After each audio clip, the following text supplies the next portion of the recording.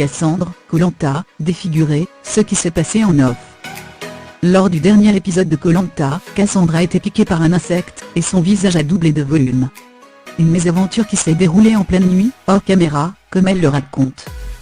Avant son élimination de Koh-Lanta, le combat des héros, TF1, Cassandre a été défigurée par une piqûre d'insecte en pleine nuit. Pour Pure-Pop.com, l'aventurière révèle les coulisses de cette mésaventure, et détaille sa prise en charge par l'équipe médicale.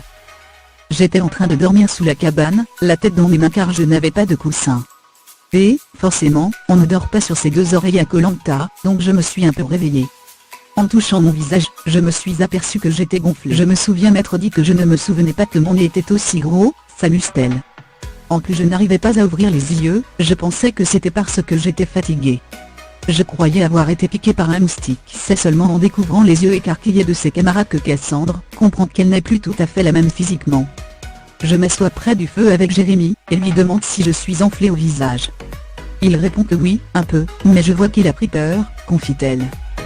Puis, elle s'approche de Javier, qui ne la reconnaît pas. Même moi je sentais à ce moment-là que le gonflement commençait à approcher de ma gorge, poursuit Cassandre. Après un mouvement de panique sur le camp, les candidats se sont décidés à appeler le médecin.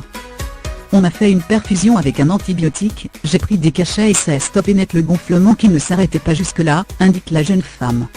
Et de poursuivre, je suis allée me coucher et puis le lendemain ça s'était calmé.